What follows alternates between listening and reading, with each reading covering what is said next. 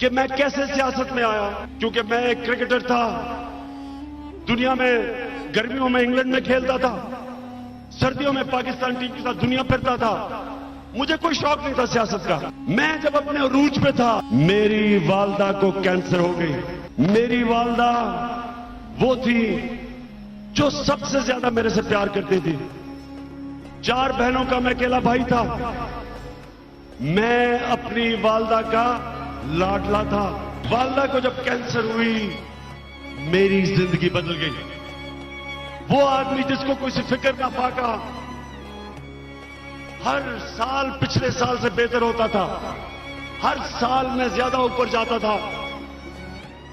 जब मेरी वालदा को कैंसर हुई तो मुझे पहली दफा पता चला कि सारे पाकिस्तान में कोई कैंसर अस्पताल नहीं है। जो कैंसर मेरी वालदा को थी, वो अगर यहां शौकत खानम होता तो वो सबसे आसान कैंसर थी जिसका इलाज हो सकता था, क्योंकि अस्पताल नहीं था। जब तक मेरी वालदा को हमें पता चला कैंसर फैल चुकी थी, मैं अपनी वालदा को इंग्लैंड लेके गया।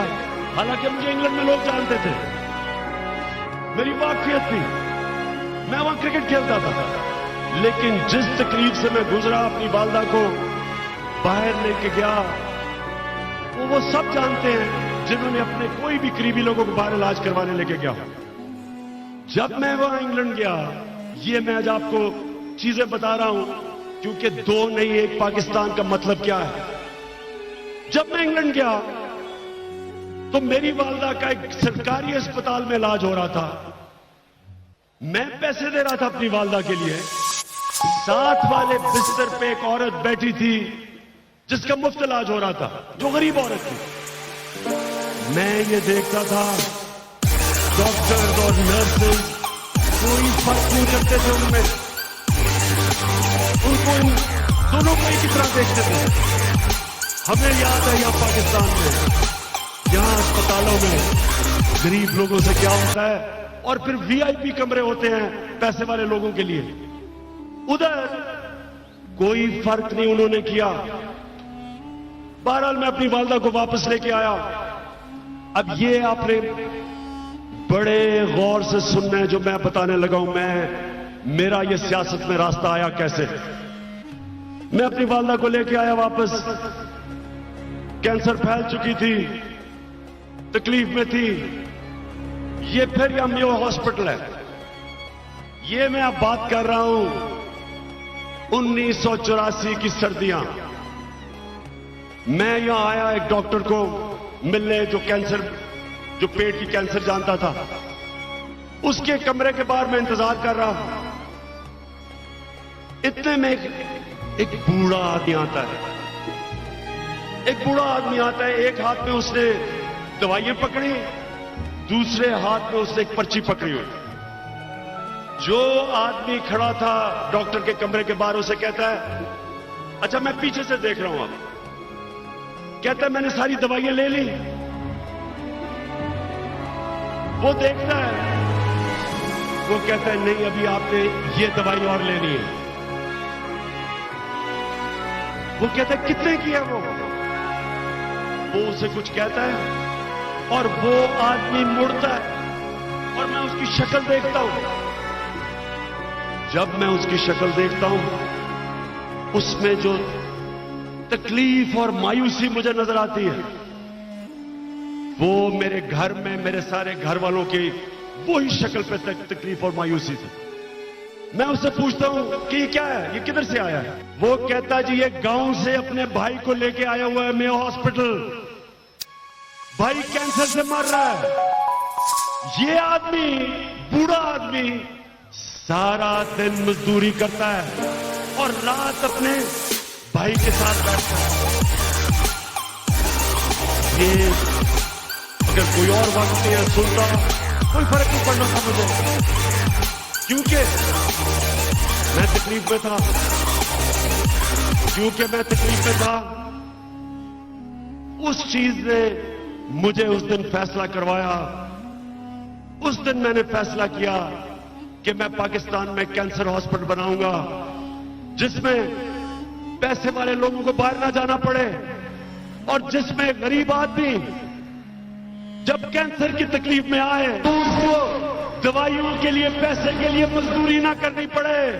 ये था 1985 जब मेरी वालदा फौत हो गई। मैंने फैसला किया मैं हॉस्पिटल बनाऊंगा। जिधर मैं जाऊं लोग कहते जी बन ही नहीं सकता कैंसर हॉस्पिटल। कहते जी गवर्नमेंट ने बनाने की कोशिश की, नहीं बन सकता।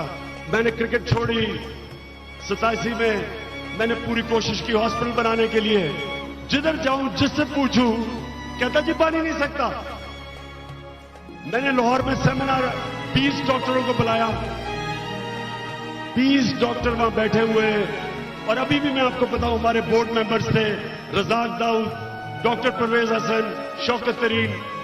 हम बैठे, 20 डॉक्टर्स में से 19 डॉक्टर्स ने कहा कि पाकिस्तान में कैंसर हॉस्पिटल नहीं बन सकता। एक ने कहा कि बन सकता है, लेकिन आप गरीबों का इलाज मुफ्त नहीं कर सकते। बहरहाल मैं कोशिश करता रहा, भाग दौड़ करता रहा, जिधर दुनिया में पाकिस्तानी थे वहां पहुंच जाता था, पैसे इकट्ठे करता था। अब मैं आपको दूसरा वाकया सुनाने लगा हूं कि आज मैं पॉलिटिक्स में क्यों आया। हमने अब हॉस्पिटल खोलने के लिए पैसा इकट्ठा करना था। अब जी मैं पाकिस्तान में पैसे इकट्ठे कर रहा हूं, सारी कोई दुनिया में मैंने मुल्क नहीं छोड़ा, जिधर पाकिस्तानी थे मैं वहां पहुंच जाता था। और लोग तंग आ गए, जो पैसे वाले लोग थे वो मेरी शक्ल नहीं देखना चाहते थे कि फिर पैसे मांगने आ गया। तो मैं पढ़ता था एचएसएन कॉलेज में, मेरे दोस्त थे, मैंने समझा पैसे वाले लोगों से मैं पैसे मांगूंगा मुझे दे देंगे। मैंने तब एक बहुत बड़ी चीज सीखी कि आदमी कितना सखी है, कितना बड़े दिल का है।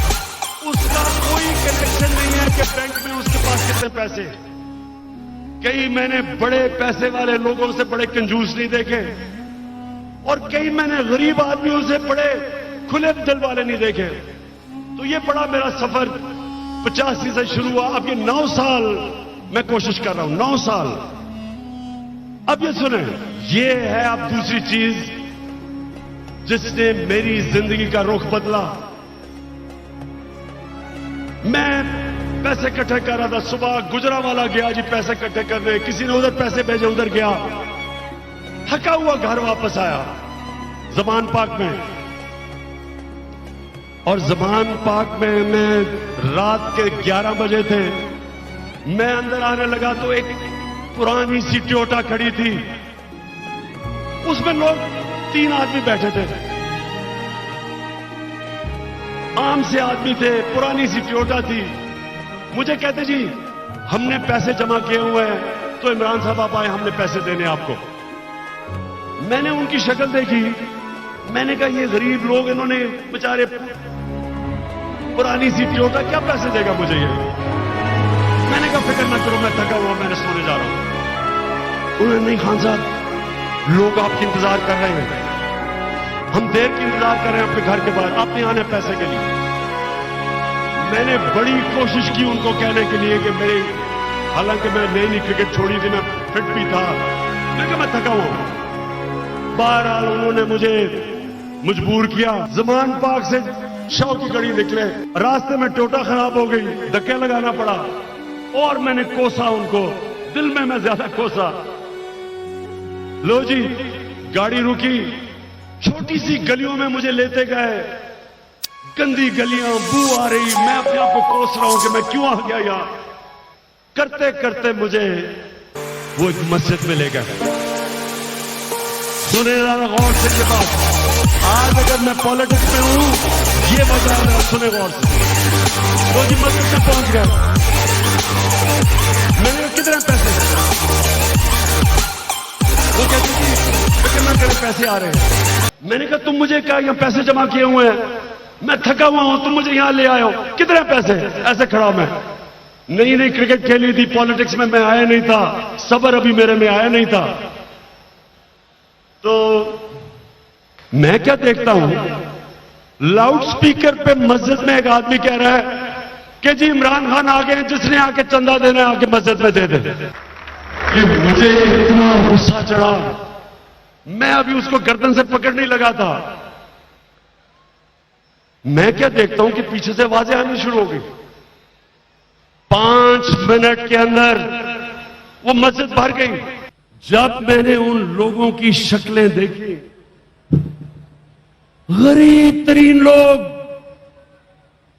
कोई 5 रुपए पकड़ के खड़ा है, कोई 10 रुपए पकड़ के खड़ा है, गरीब लोग, बूढ़ी औरतें, कोई मजदूर कहता जी हमने आपको पैसे देने हैं। मैंने जब उनको देखा, मुझे इतनी शर्म आई अपने आप से, मुझे शर्म आई।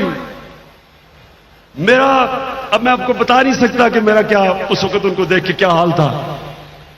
मैं अब उनको मैं कहूं खुदा के वास्ते फिक्र ना करें, आप गरीब लोग हैं, मैं आपके पैसे के बगैर अस्पताल बना लूंगा। वो कहे नहीं नहीं, इमरान खान हम इस शिरकत करना चाहते हैं, इसमें हम अपना शेयर डालना चाहते हैं। कोई औरत मुझे बता रही है कि मेरा बेटा कैंसर से मर गया, कोई पूछने वाला नहीं था। कोई कह के मेरी वालिदा मर गई कैंसर से। देखे, कैंसर से जो मौत होती है वो आम मौत की तरह नहीं होती। आहिस्ता आहिस्ता कैंसर दीमक की तरह जिस्म को खाती है। आप एक इंसान को अपनी सामने आप अंदाजा नहीं लगा सकते आपके सामने एक इंसान कैसे जाता है, जो तकलीफ में वो जाता है, तो वो तो खुद तो चला जाता है, अपने खानदान का बेड़ा गर्क करके चला जाता है, लोग तबाह हो जाते हैं, सालों तक लोग नहीं बर्दाश्त करते जो वो तकलीफ देखते। वो दिन था कि मैंने फैसला किया कि ये हैं 2 पाकिस्तान। एक तरफ मेरी तरह का आदमी जो अपनी वालिदा को बाहर ले जा सकता है, जिसको पैसे की फिक्र नहीं है, दूसरी तरफ ये है पाकिस्तान दूसरा। ना इन बेचारों को रोजगार मिलता है, ना इनको जो पैसे मिलते हैं उससे खाना सही खा सकते हैं, ना हमारी रियासत इनको अस्पतालों में इलाज करवाती है, ना इनके बच्चों को स्कूलों में तालीम मिलती है कि ये माशरे में ऊपर आ जाएं। और फिर भी ये पैसे देने के लिए तैयार है एक अस्पताल के लिए। ये कैसी कौम है? और दूसरी तरफ बेहिस लोग हैं यहां। हुक्मरान चेकअप करवाने के लिए लंदन जा रहा है। शहबाज शरीफ 2 हफ्ते लंदन चेकअप करवाने गया है। सारे शरीफ खानदान बाहर बैठा हुआ है। यहां इस मुल्क में सरकार में लोग छोटी सी चीज पर बाहर चले जाते हैं इलाज करवाने। उन लोगों को क्या होता है जो इस मुल्क के अंदर बेचारे रींग के मरते हैं? क्या ये था पाकिस्तान का मकसद? हमने मुल्क बनाया था कि पाकिस्तान का मतलब क्या? ला इलाहा इल्लल्लाह।